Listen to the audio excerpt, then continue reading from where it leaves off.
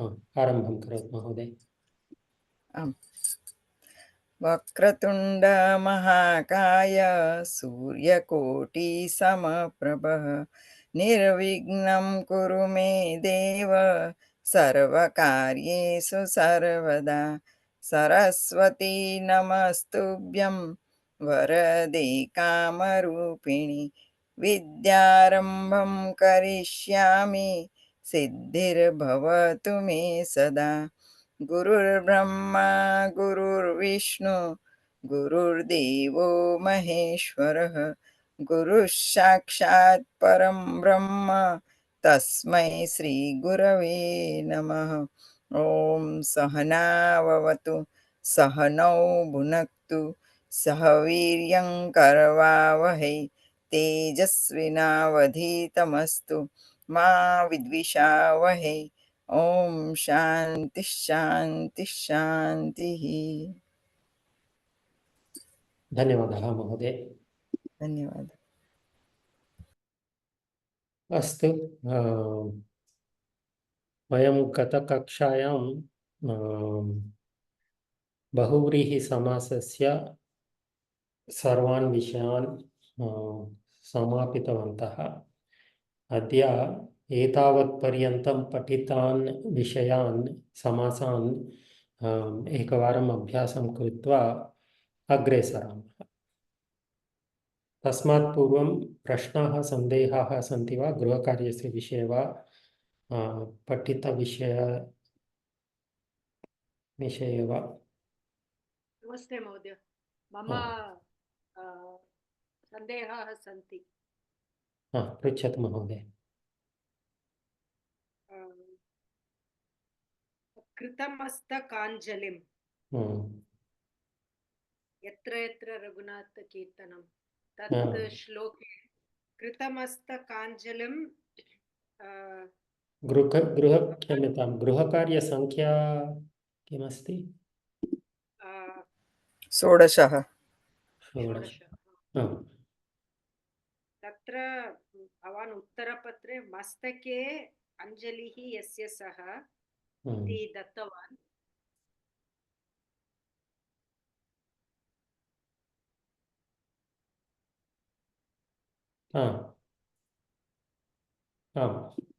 तत्र मस्तके अञ्जलि अहं न लिखितवती। कृतं मस्तक अञ्जलिं येन सह तं मस्तक अञ्जलि एक पदे इव स्वीकृतम्, एकमेव पदं मस्तकाञ्जलिं। कृतं मस्तकाञ्जलिं येन सह मीन्स् येन मस्तकाञ्जलिं कृतं सः। तदपि तत्र द्वितीयसमासः सत्यमेव, परन्तु एतदपि लेखनीयं। मया अपि न लिखितं। मस्तके अञ्जलिः यस्य सः तदपि लेखनीयं। भवती यथा उक्तं तदपि लेखनीयं। कृतं मस्तक अञ्जलिं येन। उत्तमम् उत्तमम् उत्तमम्। तत्पश्चात् राक्षसान्तकः, तत्र महोदय क्रियापदं नमत इति अस्ति, परन्तु अन्वयम् ऐ कुड नॉट डू दट्। कुत्र मारुतिं प्रणत, मारुतिं नमत राक्षसान्तकम्। आम्। नमत इति पदस्य वा? नमत इति मध्यमपुरुष बहुवचनं भवति। प्रश्नः कः? अत्र राक्षसः अन्तकः इति भवितुम् अर्हति वा? राक्षसान्तकं प्रथमं प्रश्नम् अस्ति।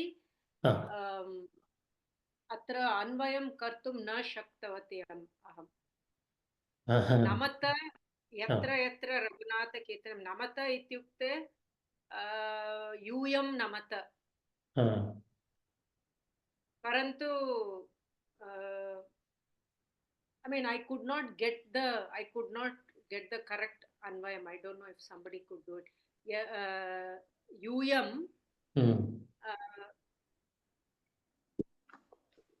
Idrisham Marutim Namata iti. I could not do the Anvayam for this. And also Rakshasantakaha, can we not do a samasa there? समासः अस्ति तत्र अद्य पश्यामः कीदृशसमासः इति पश्यामः बहुव्रीहिः तु न कथं बहुव्रीहिः भवति तत्र न अहं पृच्छामि राक्षसः अन्तकः येन सह तं न येन सह येन राक्षसः अन्तकः न अन्तकः न येन राक्षसाः अन्ताः अन्तकः अत्र क इति कस्यापि विवरणे अस्ति चेत् तस्य विषये एव so antaka who has killed, who has done the anta who has done the anta, he will have the ka at the end. It denotes the person. It denotes the person, so we can't do it for the rakshasa. Rakshasanam antakah rakshasantakah. Yena rakshasanam. No. Sulabham. Rakshasanam anta. Bhavati vadati. And I was thinking if it is samanadikaranam will not come. Yena rakshasanam antakah. Evam na bhavati. Rakshasanam antakah rakshasantakah.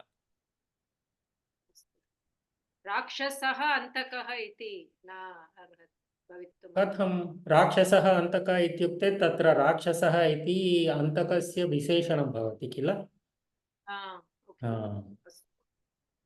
परन्तु later if you can show the अन्वयं for that अन्वयं कक्षायाः अन्ते कुर्मः समासस्य विषये प्रश्न गोपुच्छः इव पुच्छः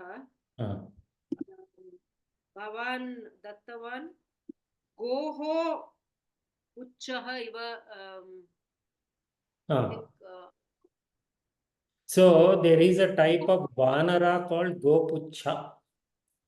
कुत्र अस्ति संख्या किमस्ति down I think below this वानराणां गोपुच्छः वानरः इति एकः प्रभेदः. So there is a type of vanara who is called gopucha because its tail looks like the tail of a cow. अतः एव गोपुच्छम् इव पुच्छं यस्य सः. No, so भवान् कक्षे यत् उदाहरणं दत्तवान् तत्र गोपुच्छम् इव पुच्छम् इति दत्तवान् अत्र षष्ठी उपयोगं कृतवान् गोः पुच्छम् इव पुच्छम् इति. Can we say go मया लिखितं गोपुच्छम् इव पुच्छम्. It is not as goho pucham. अस्तु गोपुच्छम् इव पुच्छम् तत्रापि satyam. Actually this is the way to write because we have to do the vigraha for gopucham, but since we haven't studied tatpurusha, I just left it as gopucham in the kaksha. प्रायः अत्रापि गोपुच्छम् इव पुच्छं लेखितव्यं मया, परन्तु गोपुच्छम् इत्युक्ते गोः पुच्छम्. Same way गजाननम् इव आननम् इत्युक्ते तत्र प्रथम गजाननं गजस्य आननं गजाननं प्रथम गजस्य आननम् इव आननं यस्य सः. That's a tatpurusha, so I didn't split it that way. Okay. Next is तत्रैव घंटा कर्णः भवान् लिखितवान् घंटा I think घंटा कर्णः तत्र घंटा इति ह्रस्वं भवति किल घंटकर्णः इति भवति न. सत्यं I agree with you, परन्तु एतत्तु कस्य नाम अस्ति. In the Rakshasa's name it is not Ghanta Karna. I don't know why it is that way, but the Nama itself has a Dirgha. अस्तु मीनौ इव अक्षिणी तत्र मीनः इति पदं पुल्लिङ्गमस्ति तो मीनौ इव अक्षिणी इति भवितव्यं न मीने इव अक्षिणी संख्या किम्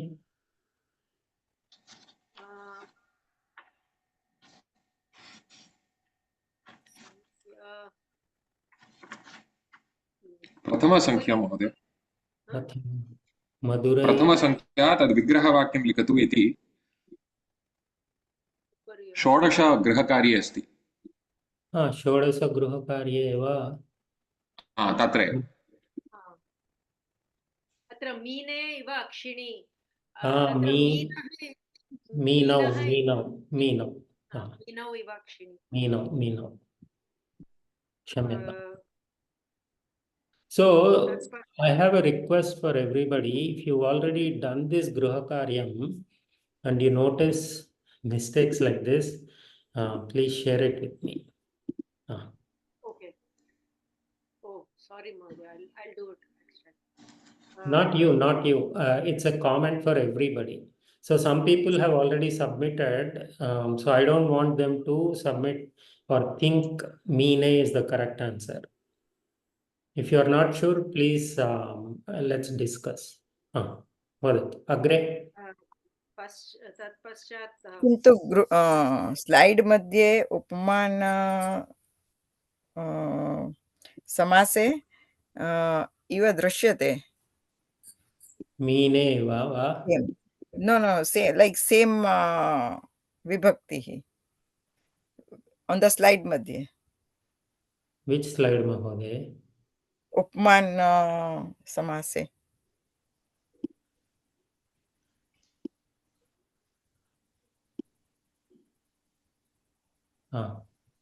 What slide number?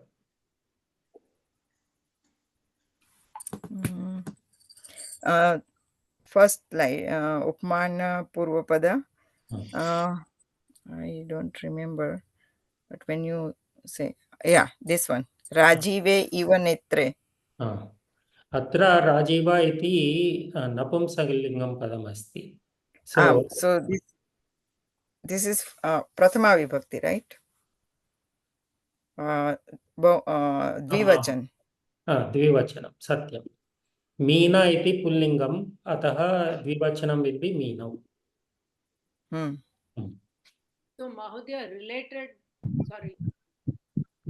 question is Bhavan Upamana Purvapada Bahuvrihau first type Tatra Bhavan Uktavan Viseshana Visheshya Bhavam Nasti Atra second type Tatra Gajananam Iva Ananam Tatra Bhavan Vishesha Visheshanam Asti iti विग्रहवाक्ये पूर्वोत्तरपदयोः विशेषणभावः अस्ति वा अत्र आम् इति भवान् उक्तवान् परन्तु I am not convince महोदय अत्रापि इट् इस् गजाननम् इव आननं तो इट् इस् गजाननम् इव आननम् is it is not Visheshana Vishesham. Iva is coming, na? So it will be simile only. Like the same thing we told there also. Rajive Iva Netre. So simile is not similar to adjective. So here also if we say Gajananam Iva Ananam, it will not be a adjective. It will not be a Satyam. It's a copy paste error. I wanted to say Samasta Anyapadayoho.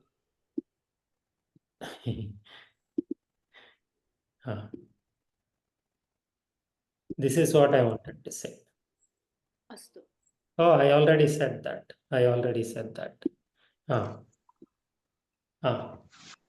Astu, satyam. Upamana asti namna eva drishyate. Upamana asti. Viशेषभावः नास्ति पूर्वोत्तरपदयोः. सत्यं. And one last question, Mahodaya. Sarvabhutatma Bhutatma Maya na Grihitam. So if you can explain, it will be good. I couldn't understand the answer. That Sarvabhutatma Bhutatma. Which Grihakaryam, Mahoday? 17. तत् सप्तदश गृहकार्य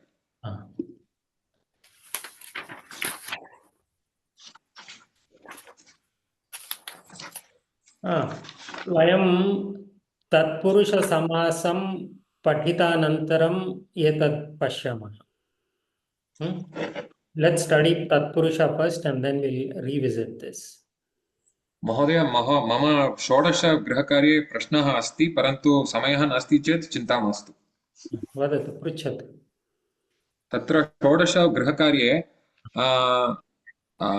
द्वितीय अङ्के द्वितीयप्रश्ने तत्र पुनः तृतीय उपप्रश्ने अस् इति कर्मक धातुः इति तत्र न विद्यते कर्म तत्र किमर्थं का इति प्रयोगः आगच्छति अकर्मक इति किमर्थं तत्र तत् पुनः अपि एकवारम् आगच्छति तद् सकर्मक धातुः. सकर्मक सत्यं. सर्वाणां बहुव्रीहि समासानां क प्रत्ययः इति विकल्पेन आगन्तुं शक्नोति. So for every bahuvrihi that we studied, we can add ka pratyaya at the end. Why it is so for these two, we have to look at the vyutpatti of those padas. Akarma dhatu, sakarma dhatu, prayaha artham ritya vigrahavakyam društva evam vaktum shaknumaha kimartham ka pratyayasya yojanam bhavati iti aham na janami. परंतु सर्वाणां बहुव्रीहि समासानां क प्रत्ययं योजयितुं शक्नुमः अन्ते. अनन्तरं तत्र पुनः मीनाक्षी विषये मीनस्य अक्षिणी इव अक्षिणी न तद् साधु नास्ति वा मीनौ अक्षिणी इव अक्षिणी यस्याः सा एव आगच्छति वा तत्र मीनौ इव सत्यं सत्यं. If you look at a meena, it's like this, elongated. Correct. So they are talking about the elongated eyes. So, so if you want to talk about round eyes, then Meena's eyes are round. Then probably your vigraha will apply. Astu.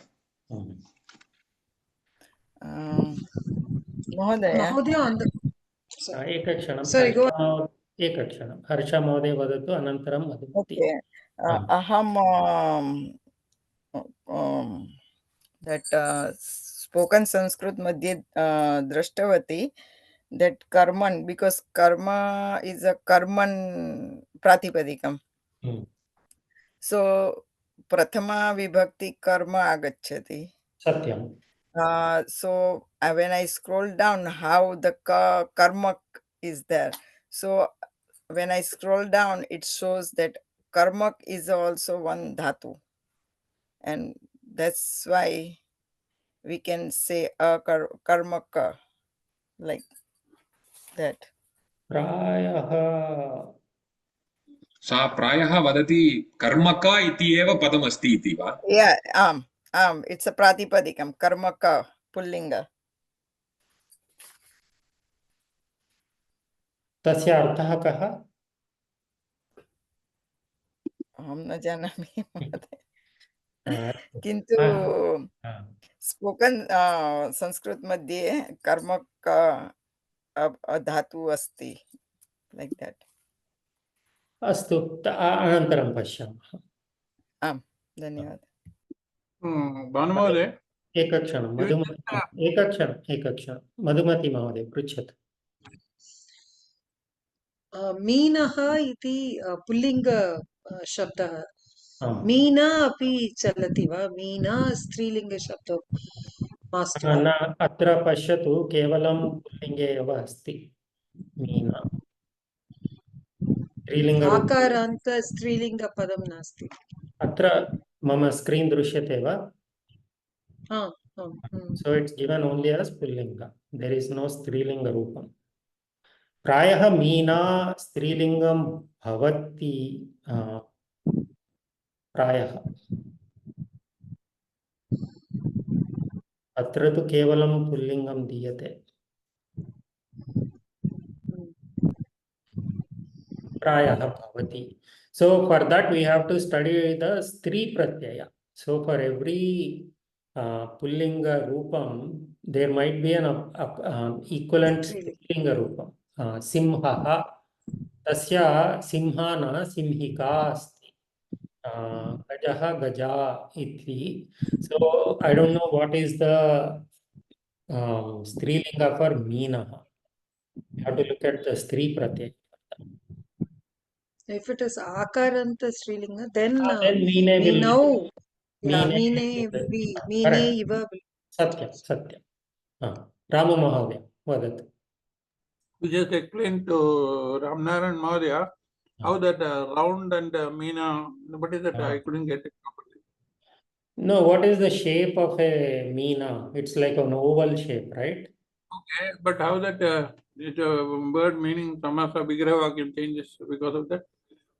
So if you want to say some woman has oval eyes, then we'll say Call her Meenakshi. Call her Meenakshi. I'm not following you. Please say that You again. then call her Meenakshi.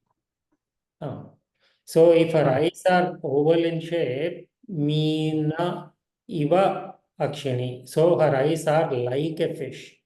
But if you want to say somebody has round eyes and we want to compare it to a fish, we would say meenakshini iva. So her eyes are like the eyes of a fish, round. Avagatam va? Another name is the Meenalochani. सत्यम् अक्षिणी यत्र अस्ति लोचना इति उपयोक्तुं शक्नुमः मधुमती महोदय. So karmaka, I vaguely remember in some session I heard karma is action and the doer of the action is karmaka. I kind of recall that. In one session this was discussed. अस्तु कक्षायाः अन्ते पश्यामः तस्य विषये. धन्यवादः. अन्ये प्रश्नाः सन्ति वा? अस्तु अद्य वयं अभ्यासान् कुर्मः. सर्वाणां समासानाम् अभ्यासः. प्रथमं समस्तपदं समस्तनाम वक्तव्यम्. रुक्मिणी महोदय भवती आरम्भं करोतु.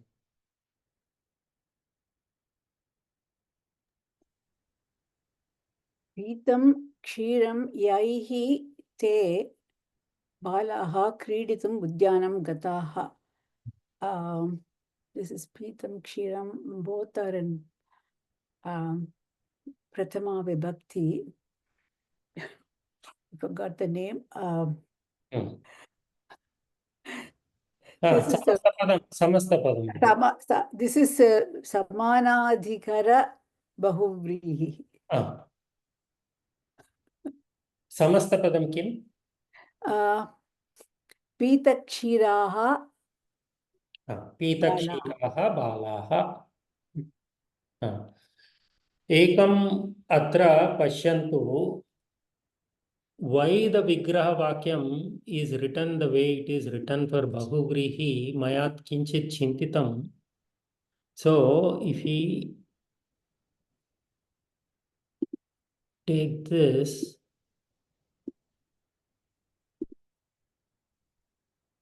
and if we substitute the pita kshiraha with the vigraha vakya, it still reads like a proper sentence and it makes sense to write the vigraha vakya in this way.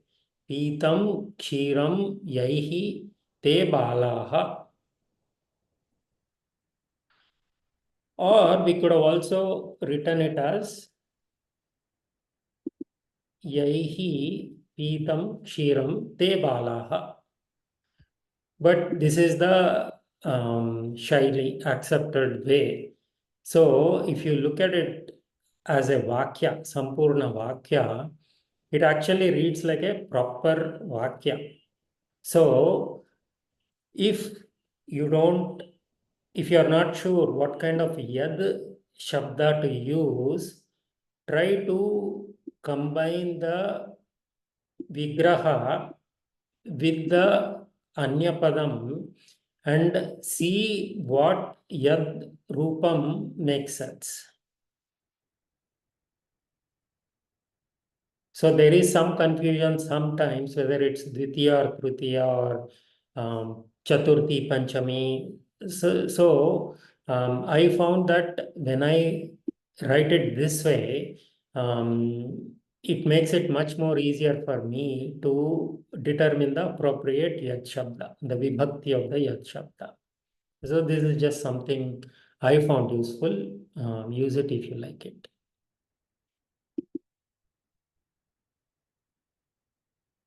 Harsha Mohoday. महोदय सुन्दरं वदनं यस्याः सा तां युवतीं दृष्ट्वा सः आकृष्टः. So सुन्दरं वदनं सुन्दरवदना वदनां तां. So सुन्दरवदनां युवतीं दृष्ट्वा सः आकृष्टः is षष्ठी समानाधिकरण बहुव्रीहिः. उत्तमं सुन्दरवदनां युवतिं षष्ट्यर्थम् उत्तमं. धन्यवादः. राममहोदय. पुत्रश्च पौत्रश्च तेषां समाहारः तस्य पालनम् अस्माभिः कर्तव्यम्. पुत्रपौत्राश्च पुत्र, so samaharaha, what will this become? पुत्रपौत्राश्च. When there is samahara, the samasta padam will become ekavachana rupa. Putra pautram. Putra pautram. पुत्रपौत्रम्. Ekavachana. And then add tasya. What will it become? पुत्रपौत्रम्. Putra pautram tasya pratipadikam kim? Putra pautra. पौत्र. Putra pautra tasya putra pautrasya. पौत्रस्य. Samahara dvandvah asti. Avagatam va? आम्. Rajashri Mahoday. भ्राता न विद्यते यस्याः सा सीता.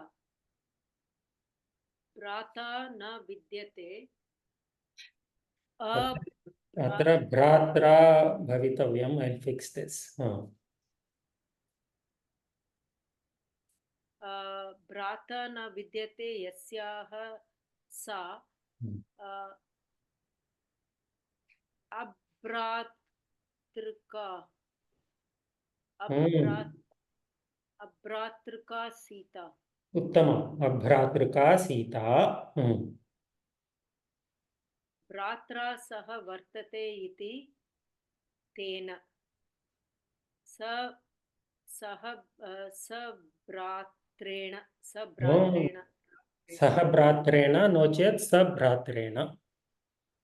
सम्पूर्णं वाक्यम्. अभ्रातृका सीता सभ्रात्रेण रामेण सह वनं गतवती. उत्तमम्. अभ्रातृका सीता सभ्रातृकेन रामेण सह वनं गतवती. अत्रापि क प्रत्ययं योजनीयम्. किम् इत्युक्ते भ्रातृ इति ऋकारान्तं शब्दम् अस्ति.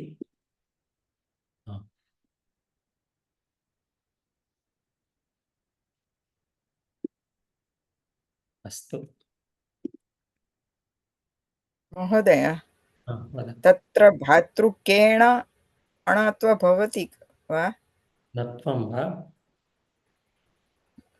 अहं चिन्तयामि ऋकारान्त क इति कर्कशव्यञ्जनमस्ति किल आम् so it will get cancelled.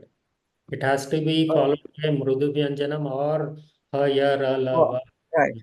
आम् धन्यवादः। तदनन्तरं चैत्र महोदय पतितं जलं यस्मात् सः तस्य मेघस्य वर्णः नीलः। मेघस्य तस्य पतितं जलं यस्मात् सः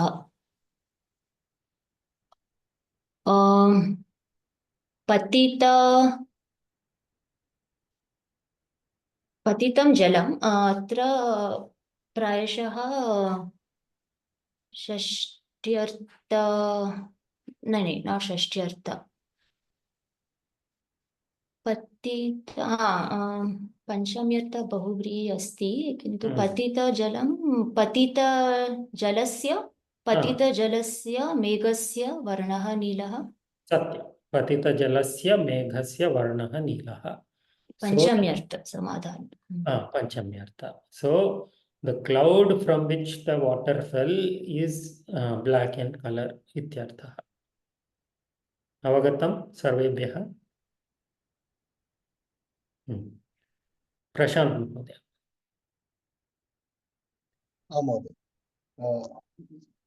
मयूरः वाहनं यस्य सः स्कन्दः शिव च पार्वती च तयोः पुत्रः स्कन्दः मयूर वाहनः स्कन्दः शिव च पार्वती च तयोः पुत्रः शिव च there द्विवारं विकारः अस्ति शिव पार्वत्योः उत्तमं पुत्रः उत्तमं शिवपार्वत्योः पुत्रः मयूरवाहनः स्कन्दः शिवपार्वत्योः पुत्रः अत्र कीदृशः समासः अस्ति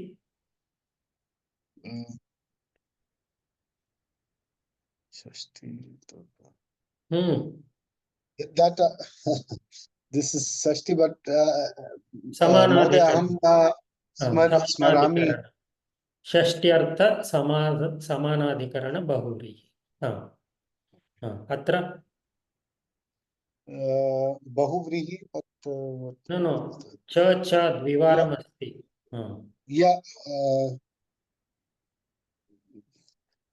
न स्मरामि चिन्ता नास्ति कोऽपि स्मरति वा इतरेतरद्वन्द्वसमासः इतरेतरद्वन्द्वः सत्यं तदनन्तरं महोदय प्रश्नः पूर्वस्मिन् पुटे तत्र सभ्रातृकेण इत्येव आगच्छति इति मन्ये महोदय तत्र यथा हयव अथवा स्वराक्षराः कवर्गः पवर्गः कवर्गस्य पवर्गस्य अक्षराणि आगच्छन्ति चेत् नकारः एव नकारस्य एव आदेशः भवति किल मृदुव्यञ्जनम् अस्ति मृदुव्यञ्जनं न वा अट्कूपु महोदय अट्कूपु अच् स्वराणि सत्यं कवर्गः पवर्गः अट्कूपु द्वितीयं किं स्वराणि अनन्तरं कु कु इत्युक्ते कवर्गः पु इत्युक्ते पवर्गः अनन्तरं हा या वा मृदुव्यञ्जनं वा अस्तु धन्यवादः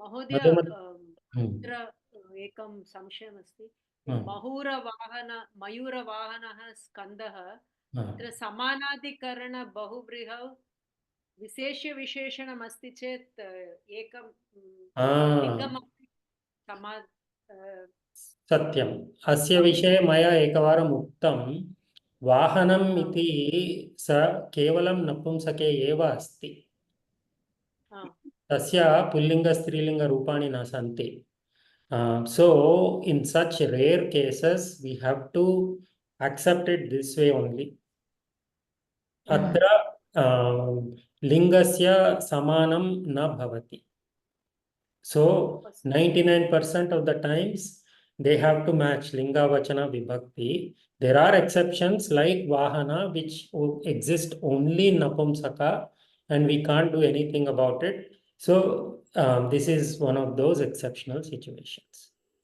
अस्तु धन्यवादः Madhumati Mahoday.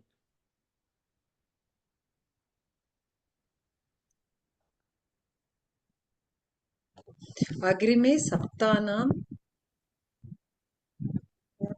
अह्नां समाहारः तस्मिन् मकरसङ्क्रान्ति पर्व अस्ति मकरसङ्क्रान्ति पर्व अस्ति what is ahnam Day. Dinam oh okay so agrime saptanam ahnam samahara so saptahe saptahe so agrime saptaha so because it is tasmin and agrime agrime saptahe makara sankranti parva asti उत्तमम् अग्रिमे सप्ताहे उत्तमम् अत्र कीदृशः समासः this dvigu because the number is there sapta is there so द्विगु samahara एकं स्मरतु यदि संख्या अस्ति चेत् सर्वदा समाहार द्विगुः एव न वयं दृष्टवन्तः so just because there is a sankhya in the purva pada don't automatically conclude it's a samahara dvigu Mahodaya, it is Makara Sankaranti or Shankaranti? Let's not go there. We'll fix it. Let's focus on the content. Oh, okay. So Dashakantaha asti padam. Tasya vigrahavakyam kim Madhumati Mahoday?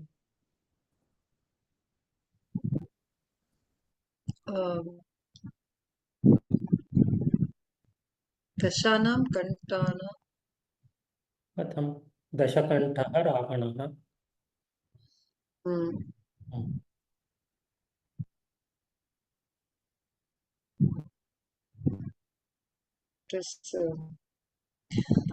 नीलकण्ठः तस्य विग्रहवाक्यं किम्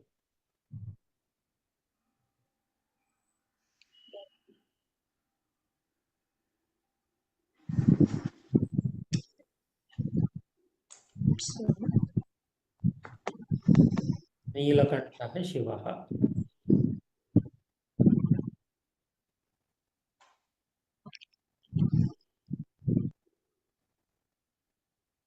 नीलं कण्ठं यस्य सः नीलः कण्ठः यस्य सः एवमेव दशकण्ठः दशकण्ठाः यस्य सः तत्र पूर्वपदं संख्या अस्ति परन्तु तद् बहुव्रीहिः अस्ति दश इति विशेषणमस्ति तत्र समाहार द्विगुः न so if you see a number in पूर्वपद don't automatically conclude it's a samahara dvigu rohini mahoday नमस्ते महोदय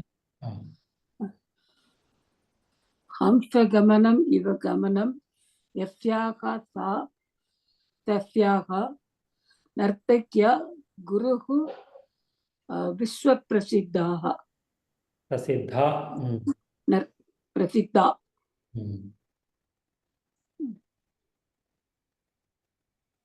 कंस कंसगमना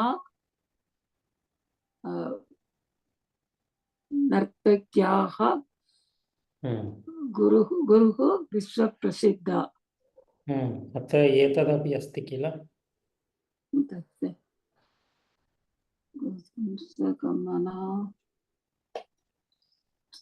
हंसगमना इट्स लाइक लता और सीता तस्य कंसगमना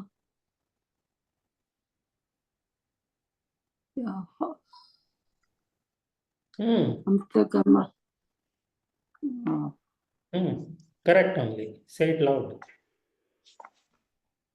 हंसगमनायाः हंसगमनायाः तत्र क्लेशः अस्ति वा what was the hesitation No, I didn't remember Mahodaya. No, that is fine. I'm not criticizing. I'm seeing No. if I have to explain it in a different way. That's all. Avagatam kila? Avagatam Mahodaya. अस्तु प्रश्नः सन्देहः सन्ति वा No. Ramnarayan महोदय इदानीं विग्रहवाक्यं समासनामं वक्तव्यम् दशरथस्य रामलक्ष्मणभरतशत्रुघ्नाः इति चत्वारः पुत्राः दशरथस्य रामश्च लक्ष्मणश्च भरतश्च शत्रुघ्नश्च इति तदेव विग्रहवाक्यम् इतरेतर द्वन्द्वः उत्तमम् रुक्मिणी महोदय रामस्य पट्टाभिषेकसमये दत्तवरा कैकेयी तस्य वनवासं कारयति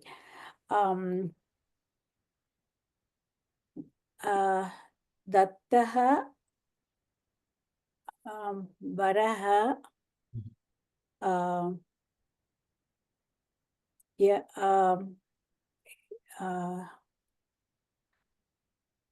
my god fourth vibhakti for yad shabda किमर्थं चतुर्थी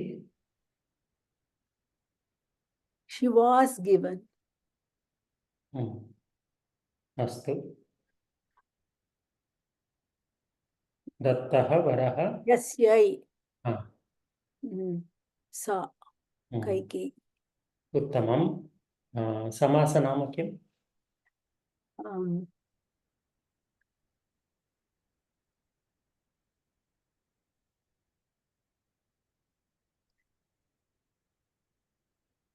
this is also samanadhikaran सत्यं समानाधिकरणमेव दत्तः वरः यस्यै सा हर्ष महोदय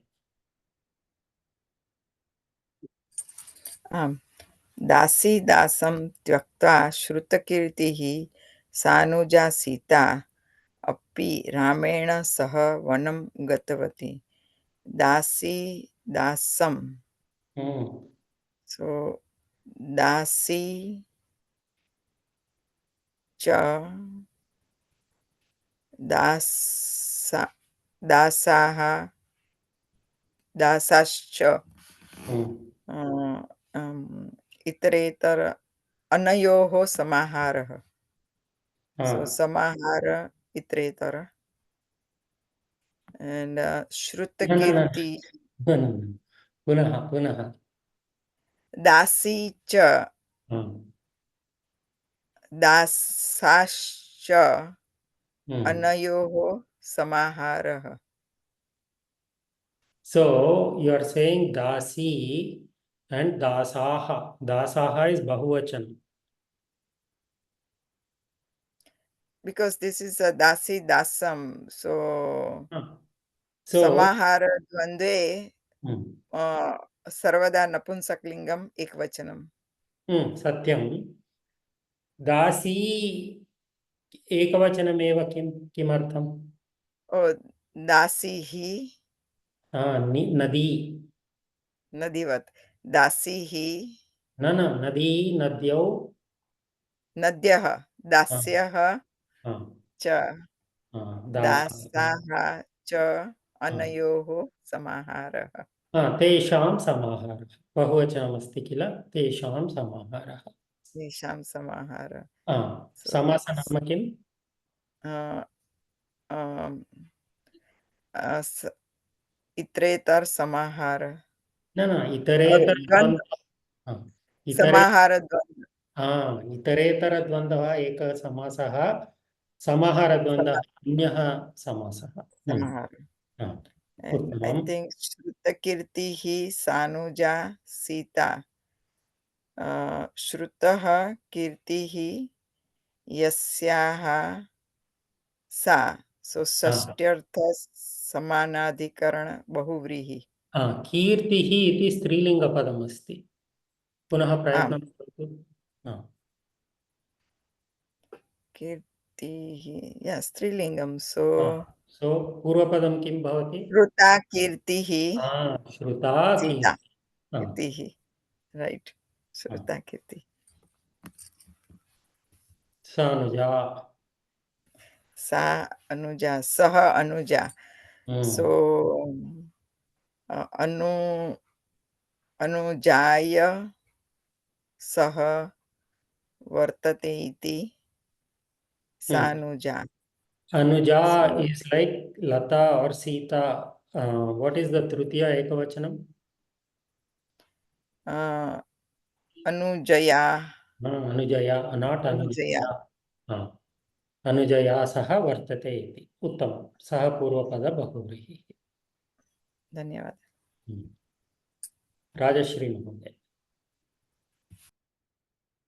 स भ्रातृकः भरतः तस्मिन् समये सानुजेन शत्रुघ्नेन सह नन्दिग्रामात् परिपालनं कृतवान्.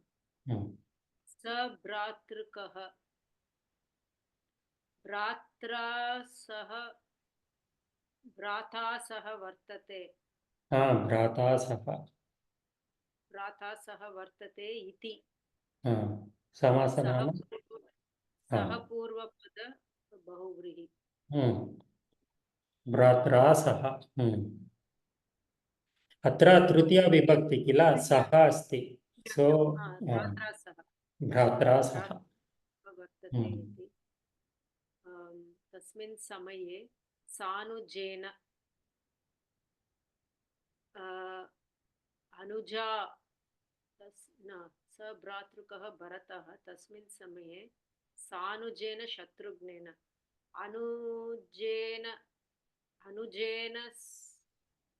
अनुजेन सह वर्तते इति. उत्तमम्. समासनाम सह पूर्वपद बहुव्रीहि. उत्तमम्. चैत्र महोदय. दण्डकारण्ये शूर्पणखायाः लक्ष्मणः विरूपितं कृतवान्. दण्डकारण्ये शूर्पणखायाः शूर्पः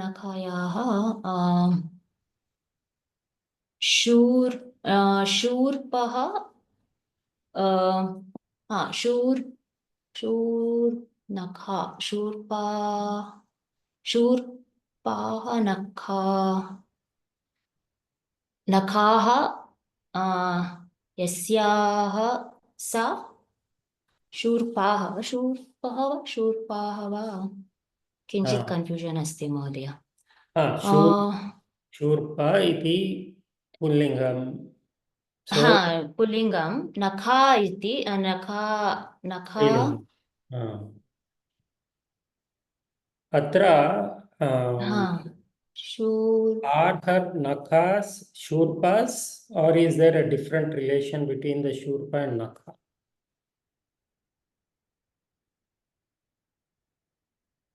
No, shurpa ityukte it's like a winnow, right? Correct.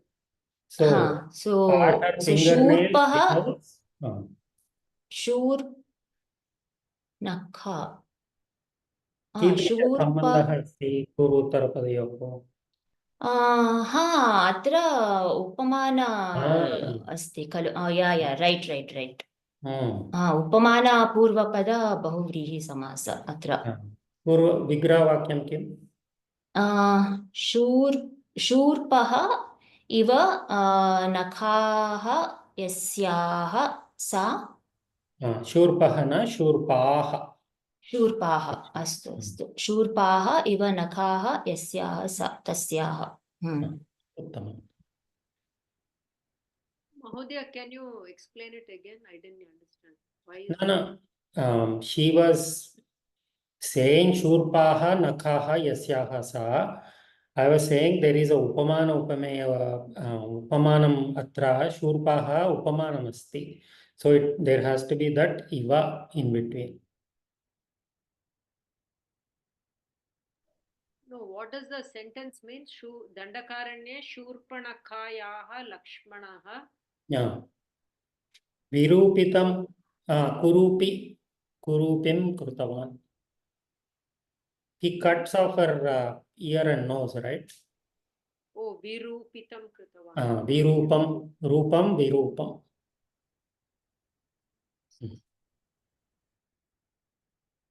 Rohini Mahoday.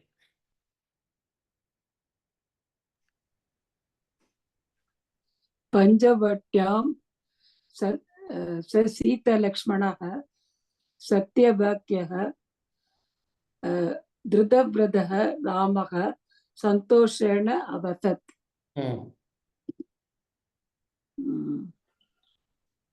पञ्चवट्यां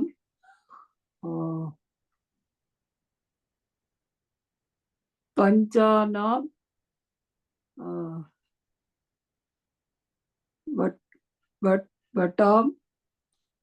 वटानां पञ्चानां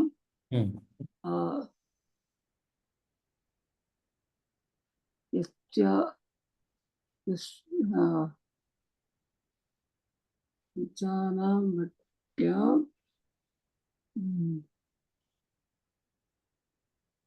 Okay.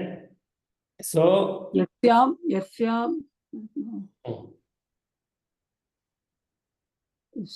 सः पञ्चानां वट्यां. So this is Panchavati. We know there is a padam called Panchavati, right? So that is like Nadi, but this is Panchavatyam. So first try to arrive at Panchavati. Prathama Ekavachana Rupam. Always when you do the Vigraha Vakya, try to arrive at the Prathama Vibhakti. Ekavachana, Dvivachana, Bhavachana doesn't matter. Try for Ekavachana first. So Prathama Vibhakti Ekavachanam kim Panchavati ityasya. पञ्चानां वटानां Vatanam samahar. Panchana Vatana Satam Samahara Panchavati.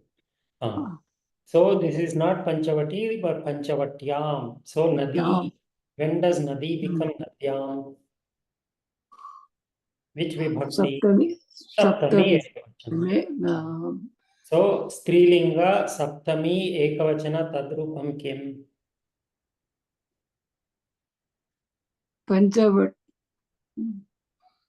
Panjanam. What is the Strilinga Ekavachana of Tad Shabda?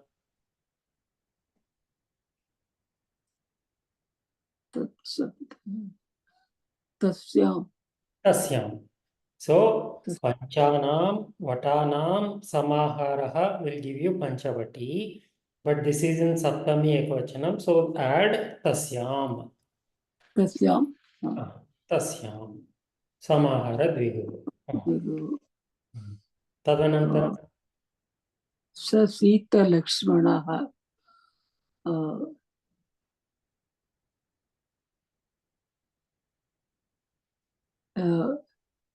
Sita cha Lakshmana cha Saha वर्धते इति पुनः पुनः सीता अत्र पश्यतु सीता अनुज्या वा अनुजेन वा अनुजेन अनुजेन सह सो सी- तृतीया सीतया सह लक्ष्मणेन सह वर्धते इति वर्धते इति कीदृशसमासः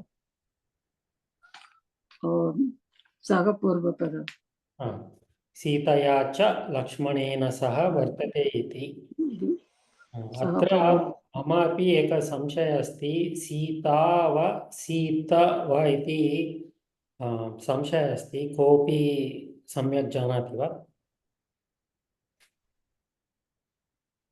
It is Sitaya only.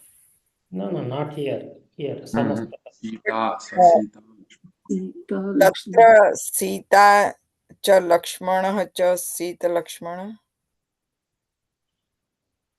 महोदय तत्र धृत् एतस्य नियमः तु अस्माभिः तत्र स्त्रीलिङ्गविषये बहुव्रीहौ स्त्रीलिङ्गविषये पठितं प्रथमम् अधुना स्लैड्स् दृष्टवान् अस्मि धृतामाला धृतमालः इति पदं धृतामाला यस्य सः येन सह धृतमालः इति परन्तु तत्र माला इति पदमस्ति तदर्थं धृता इति पूर्वपदस्य विशेषणविशेषणभावात् अनुसृत्य तत्र आगच्छति परन्तु अत्र तु सीता एव पदम् अस्ति किल तदपि तत्र कण्ठाकर्णः इत्यस्मिन् विषये अहं पश्यन् अस्मि तदपि घण्टाकर्णः तत्र किमपि तादृशं भावः नास्ति किल भावः नास्ति किं सम्बन्धः नास्ति किल विशेष्य सम्बन्धः नास्ति किल सत्यं मम संशयः अस्ति उत्तरपदं यदि आकारान्तं स्त्रीलिङ्गम् अस्ति चेत् तस्य ह्रस्वत्वम् आगच्छति किल अत्र सः इति पूर्वपदं सीता इति उत्तरपदं तस्य किमर्थं ह्रस्वत्वं न आगच्छति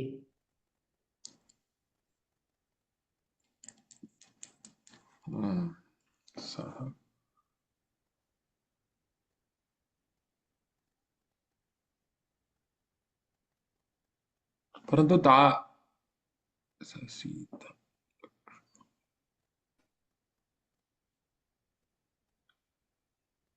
सीता ससीतः इत्युक्ते रामस्य विवरणं भवति किल ससीतः इति तत्र ह्रस्वत्वम् आगच्छति परन्तु तत्र सीता लक्ष्मणः इत्युक्ते तत्र किमर्थं तद् पुनः ह्रस्वम् आगच्छति सीता लक्ष्मणः इत्येव आगच्छति किल न वा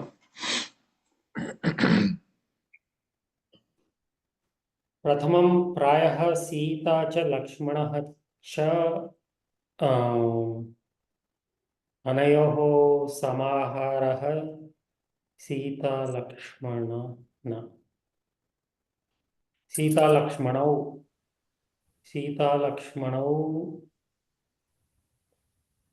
सह न सीता लक्ष्मणाभ्यां सह वर्तते इति स सीता लक्ष्मणः वा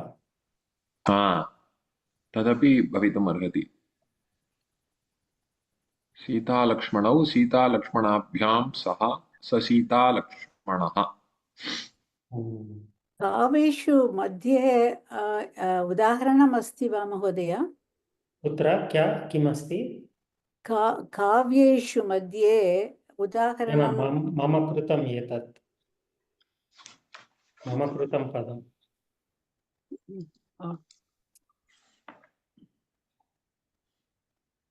Astu, for now I will leave it like this. If we have a more definitive answer, we'll fix it.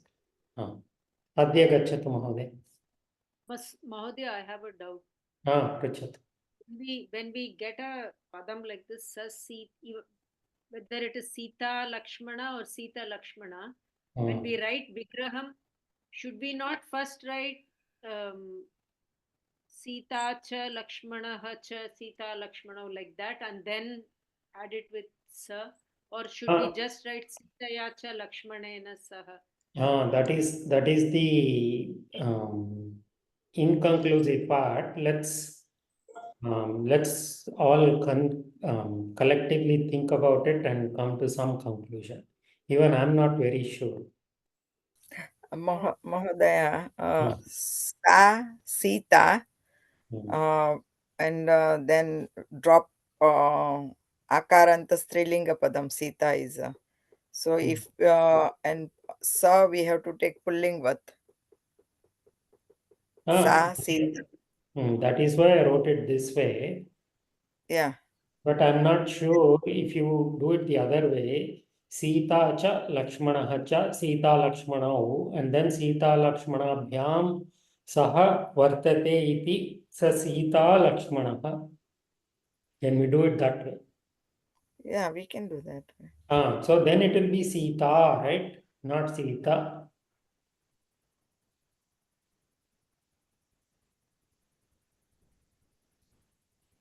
So Sita Lakshmanaha sounds correct, Mahodaya. Sounds correct. अस्तु चिन्तयित्वा तस्य पुनः चर्चां कुर्मः। अग्रे वदतु महोदय। सत्यवाक्यः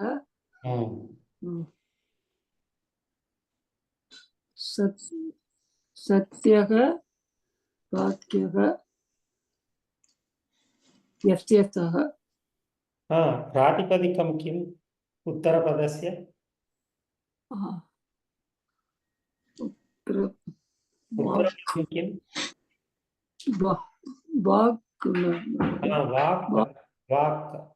वाक् इति स्त्रीलिङ्गपदम् अस्ति। पुनः प्रयत्नं करोतु।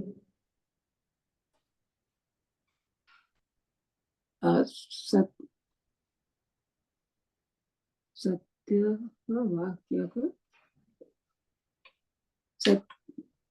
सत्याः वाक्याः।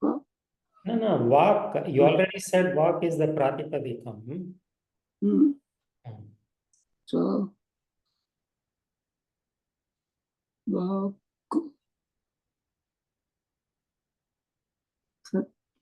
No. Vak Strilingam asti. Satyavakyah. Satya Vak Yasya. Yasya. No. So why is this Yasya? No. We are talking about Rama, right?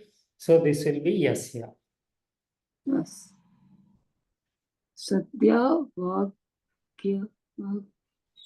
Darshayami. Satya Vak Yasya Saha. Vak iti Strilinga padam asti. So this is Samanadhikarana, right? So Strilinga Vak asti chet Satya. It will be Satya, right? Satya. महोदय प्रश्नः वाक्यः इत्येव प्रातिपदिकम् अस्ति किल वाक्यं वयं वदामः किल वाक्यम् इति नपुंसकलिङ्गत्वे आगच्छति वाक्यं वाक्ये वाक्यानि इति तत्र सत्यं वाक्यं यस्य सः इति अपि वक्तुं शक्यते किल प्रायः परन्तु अत्र वाक् स्पीच् इति रूपेण अस्ति सो एव्रिथिङ्ग् ही स्पीक्स् सत्यं वाक्यं यस्य सः अपि प्रायः साधुः एव एतत्तु वाल्मीकिरामायणे अस्ति सत्यवाक् यस्य सः इति तस्य विग्रहमस्ति वाक् इति स्पीच् इति स्वीकरोतु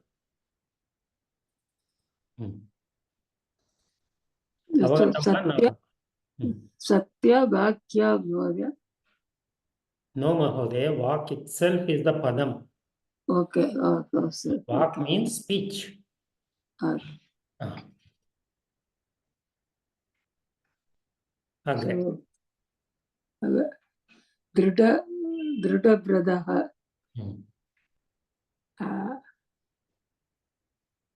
Dridaka Bradaha Yasya Saha. Dhrudam vratam napumsakalingam. Napumsaka. Dhrudam vratam yasya saha. So Satyavakyah, Dhrudavratah are Narada. Naradena Uttam. Visheshanani. Etani Visheshanani. प्रश्नाः सन्ति वा सन्देहाः सन्ति वा Mahodaya, Madhumati, I have one basic doubt. Sabhratrikaha, Sanujena, those are in Tritiya. Sasita Lakshmanaha is not in Tritiya. Is it right? सीतया तृतीया लक्ष्मणेन तृतीया न अवगतम् But the word itself, I'm saying, the pada itself, you have said Sabhratrikaha and Sanujena. So they themselves are in, I mean, Saha Purva Sabhratrika is in Prathama Vibhakti. Sanujena is in Tritiya Vibhakti. So Samasta Padam will give you I mean, when you do the Samasa, you will get a Pratipadikam. You can use it in any Vibhakti. तत्र अनुजेन सह वर्तते इति तेन इति आगन्तव्यं किल सत्यं So Sanujena, Sanu, Jasya, Sanuje, you can use all the vibhaktis.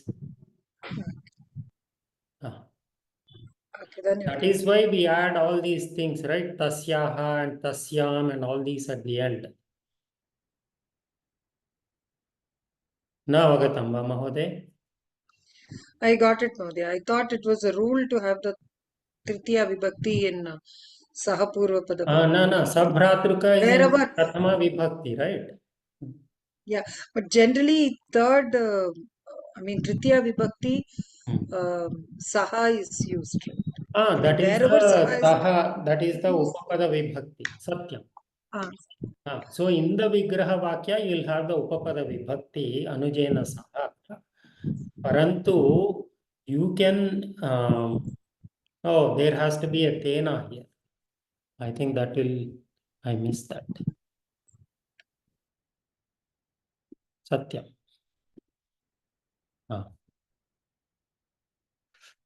Satyam. Now, hopefully this is more clear.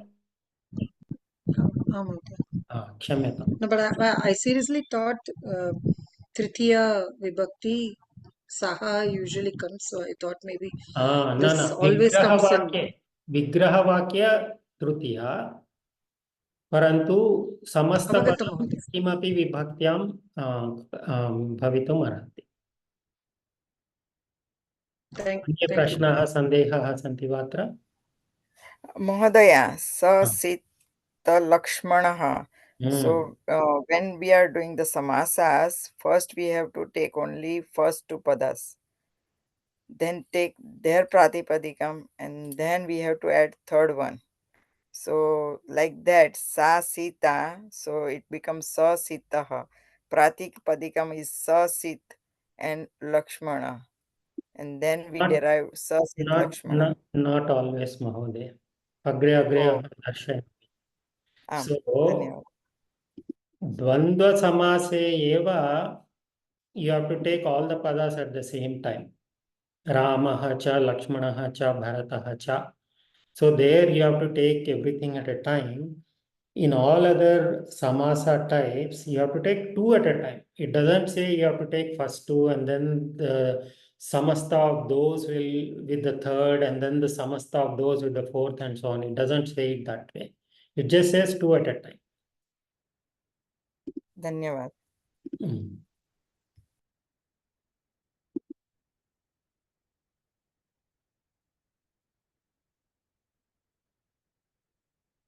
अस्तु रुक्मिणी महोदय।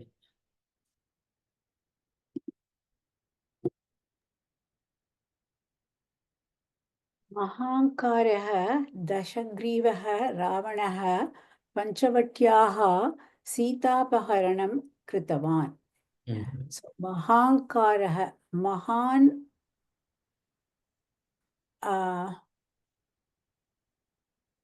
अहङ्कारः. So it should be महाङ्कारः. Oh, महाङ्कारः. There's something missing, Mahodaya, there. Mahan ahankarah, the aham part's missing. महत् अस्ति चेत् किं भवति? Mahat asti chet, it becomes mahan ahankara. Oh, maha ahankara. Oh, astu. नकारस्य लोपः भवति, महा एव तिष्ठति. So पुल्लिङ्गे महा, स्त्रीलिङ्गे महती becomes महा, नपुंसकलिङ्गे महत् becomes महा. Even then, this maha belongs to the mahat shabda, but there should be one aha, the ahankara. Correct? Raswam is missing there. Hakara is missing there. Satyam. Oh, I only know. Mahahankara. Now, okay. धन्यवादः. Mahan ahamkarah yasya saha. That is sashtyartha samanadhikarana bahuvrihi. And then dashagrivaha. Dasha grivaha yasya saha. That is also the same, right? I forget then. And then Ravanaha, then Panchavatiyaha, I think we just finished Panchavatiyaha. Panchavataha, Yasmin, Sa Panchavati. Punah. Panchavataha, Yasmin, right? Where? Sthala. कोऽपि प्रयत्नं कर्तुम् इच्छति वा? पञ्चवटी इत्यस्य विग्रहम्. पञ्चानां वटानां समाहारः. Okay, we just did the samahara. Okay. पञ्चानां वटानां समाहारः पञ्चवटी. पञ्चवट्याः तस्मात् पंचमी विभक्ति. स्त्रीलिंग तस्याः. And then सीतापहरणं सीतायाः अपहरणं. We didn't do that, so it's okay. Oh, okay. हर्षा महोदय. कोदण्डपाणिः रामः महाबलेन हनुमता साहाय्येन सीतां रक्षितवान्. महोदय, there's a lot of noise in it. My end? कोदण्डपाणिः इदानीमपि क्षम्यताम्. A lot of noise. Okay. Rajshree महोदय, भवती करोतु. कोदण्डपाणिः रामः महाबलेन हनुमता साहाय्येन सीतां रक्षितवान्. कोदण्डः पाणौ यस्य सः.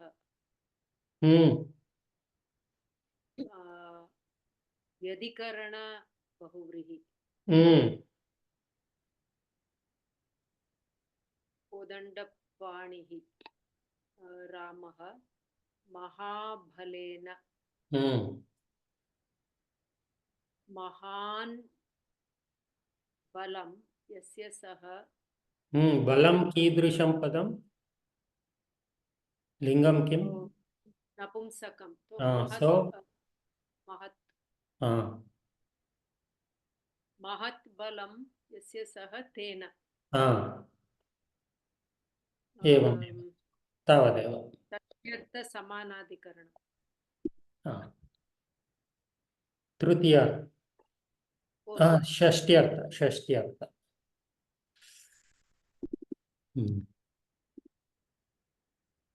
धन्यवादः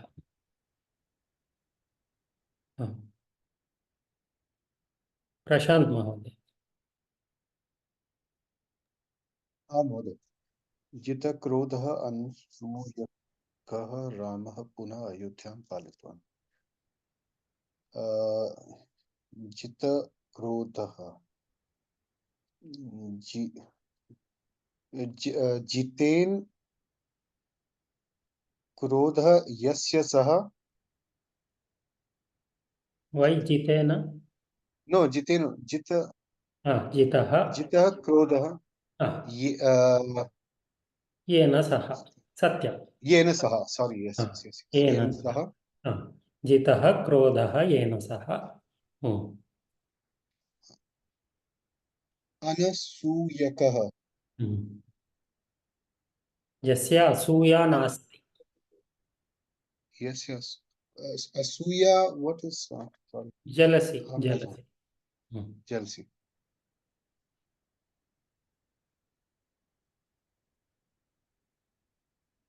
who doesn't have the anasuyaka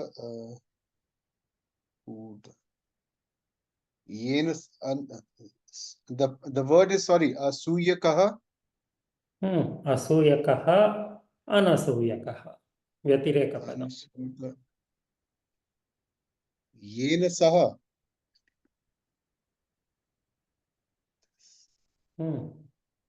येन सह what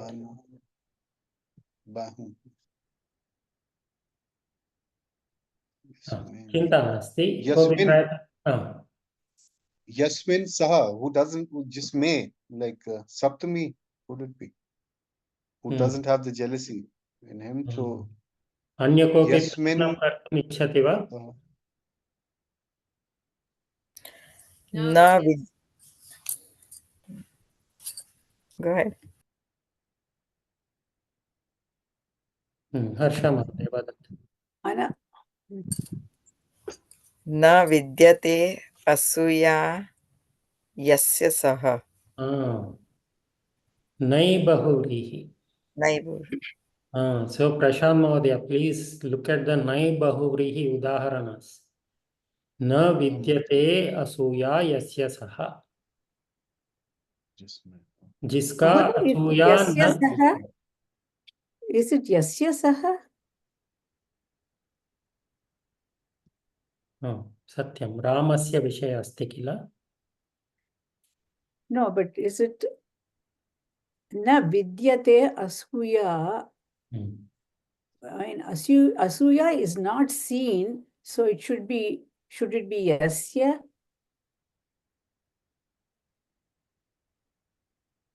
See, if it is, if he had conquered us. वदतु अहं शृणोमि वदतु See, in whom it is not seen, right? So, should it be Yasmin?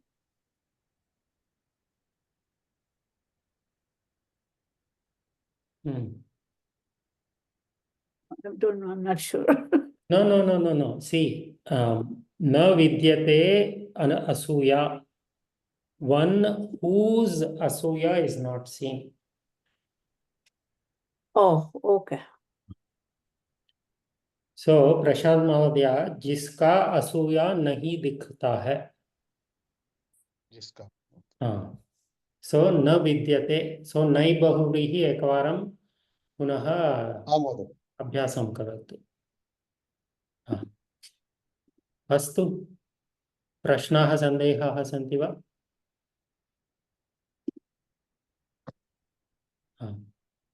सो एकम् अन्तिमं विषयम् अहं किञ्चित् वक्तुम् इच्छामि। चैत्रा महोदय, भवती पठतु कृपया। वयं बहुव्रीहिसमासस्य विषये अन्यपदम् इति वदामः, परन्तु अन्यपदम् इत्यस्य किञ्चित् क्लेशः अस्ति मनसि। अतः अन्यपदम् इत्युक्ते किम् इति अहं किञ्चित् तस्य निवारणं कर्तुं प्रयत्नं करोमि। कृपया पठतु महोदय। अन्यपदम् इत्युक्ते दशरथपुत्रः रामः वनं गतवान्। अत्र दशरथपुत्रः इति वाक्यरूपेण कथं लेखितुं शक्नुमः? दशरथपुत्रः, दशरथस्य पुत्रः रामः। दशरथस्य पुत्रः, परन्तु अत्र दशरथपुत्रः कस्य विषये अस्ति? रामस्य विषये। रामस्य विषये। दशरथपुत्र अन्यपदस्य विषये वदति, अतः दशरथपुत्रः बहुव्रीहिसमासः वा इति प्रश्नः। अत्र दशरथपुत्रः विशेषणमपि खलु महोदय? रामः विशेष्य दशरथपुत्रः विशेषणं भवति खलु? नीलकण्ठः शिवः इत्यपि तत्रापि नीलकण्ठः शिवस्य विशेषणमस्ति किल? आम्। तत्र नीलः कण्ठः यस्य सः इति वदामः। भिन्नत्वं कुत्र? तत्र नीलः कण्ठः, I mean we are actually splitting, किन्तु अत्र वी आर् सेइंग दशरथस्य पुत्रः। सो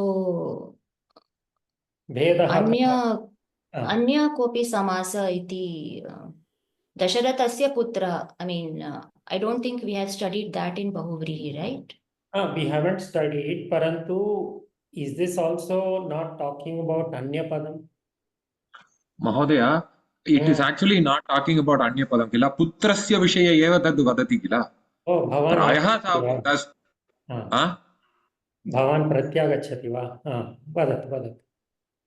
पुत्रस्य विषये एव तद् अन्यपदं तत्र नास्ति किल. पुत्रस्य विषये एव वदति, परन्तु सः पुत्रः प्रायः दशरथपुत्रः इति तत्र तदेव तत्र भेदः. So when we say Neelakantha Shivaha, there we are saying Neelakantha refers to Anyapada called Shiva. So Neelakantha itself, we are not talking about Neela, we are not talking about the color Neela, we are not talking about the Kantha. The combination of those two is referring to somebody else, Anyapadam. So what is the relationship between Neelakantha and Anyapadam? He whose Kantha is Neela in color. So that is the relationship. Parantu Dasharatha Putraha Ramaha Tatra Dasharatha Purvapadam Putra Uttarapadam. The Putra, is it talking about Rama? Yes. Whereas in Neelakantha, Neela is not talking about Shiva. Kantha is also not talking about Shiva. So that is what we mean by Anyapada. Avagatam va? Avagatam. And Purva Uttara Padayoho Visheshan Visheshya Bhav Nasti Tatra. Dasharatha Putra. Purva Padam Uttara Padam. Visheshan Visheshya Bhav Nasti. Satyam. Tattu Satyam. Parantu the concept, okay, that is one manifestation of that rule. Parantu Uttarapadam Matra Dasharatha Putra Tatra Uttarapadam, directly it's talking about Rama. Putra is referring to Rama. Whereas Kantha, Neelakantha, Kantha is not referring to Shiva. Kantha is Kantha.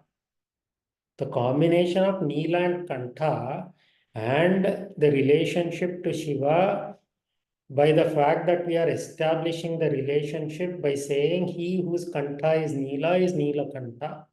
But here it is direct. Putra is referring to Rama. So, Atra उत्तरपदस्य प्राधान्यम् अस्ति वा पूर्वपदस्य प्राधान्यम् अस्ति वा अन्यपदस्य प्राधान्यम् अस्ति वा उत्तरपदस्य प्राधान्यम् उत्तरपदस्य प्राधान्यम् उत्तरपदस्य प्राधान्यम् putra, because putra is referring to Rama. So if we go back to a previous Guruha Karyam, Shuklambaradharam Vishnu. So Shuklambaradhara, what type of samasa is that? Or say it in the Vakya form. Yaha Shuklam Ambaram Dharati.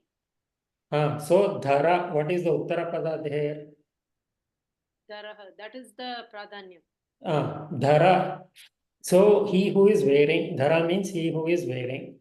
Are we directly referring to that person? Yes. Yes, in that we are, yeah. So Anyapadam doesn't mean that if we don't see the pada that we are referring to, it is automatically Anyapada pradhanyam.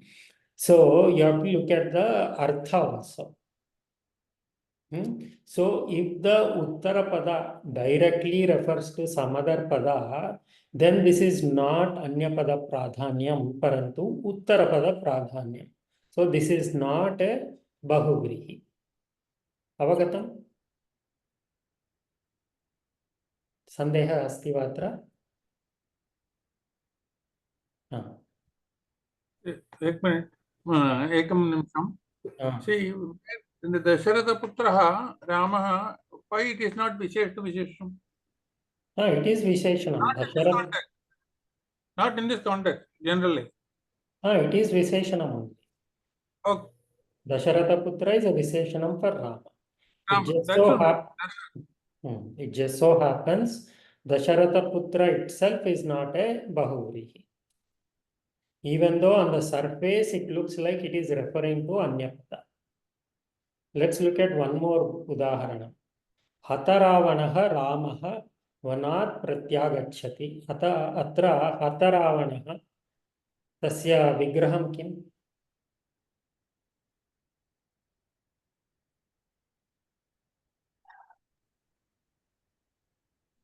अतः रावणः येन सह अतः रावणः येन सह अतः कीदृशं समासं बहुव्रीहि बहुव्रीहि so hata is not referring to Rama, killed. Ravana is not referring to Rama, obviously. So the combination of this is not referring to either of Rama is not referring to either of those, but the combination is referring to some other pada called Rama. That is why this is Anyapada Pradhanyam. Let's look at one more udaharana. Mahodaya, Dasharatha Putra is not necessarily Rama. I mean, there are three more. Okay. You are going to another topic. Okay. अत्र कोऽपि प्रयत्नं करोतु.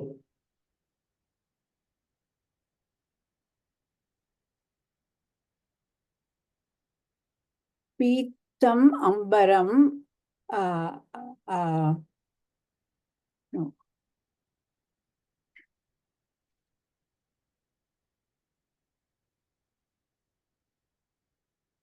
चैत्रा भवती प्रयत्नं करोतु.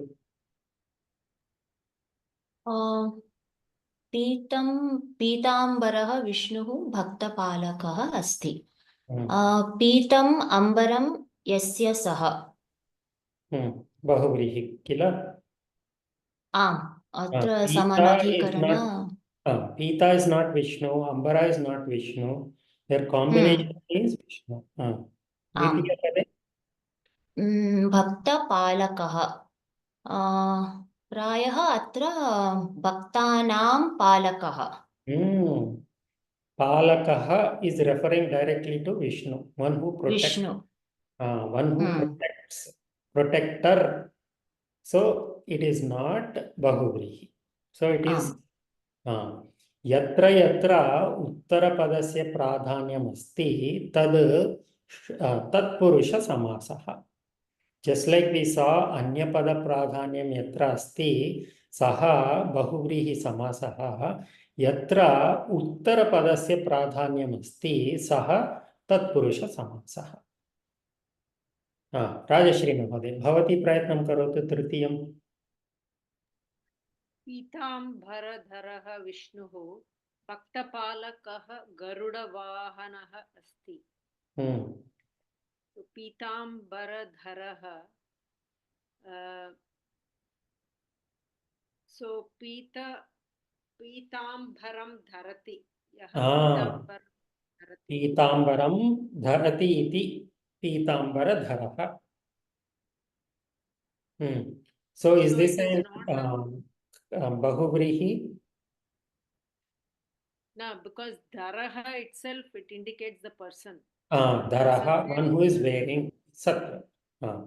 Bhaktapalaka, we saw it. This one? Garuda Vahanaha. Garudaha Vahanam Yasya Saha.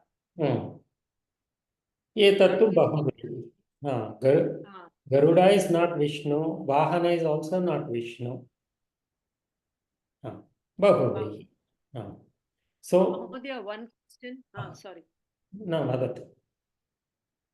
So, in the beginning, you had mentioned that when we see the Samasta Padam, we can add one.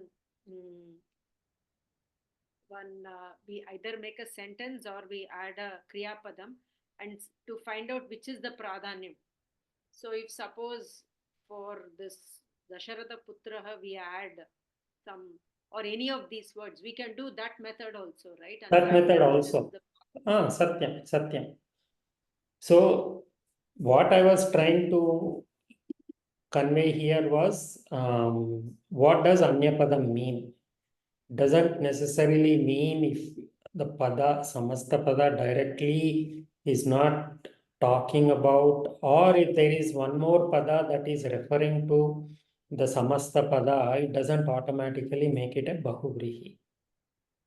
That's all I was trying to get to. Idanim Anyapadam ityukte avagatam va? Prashnaha sandehaha santi va atra asmin vishaye?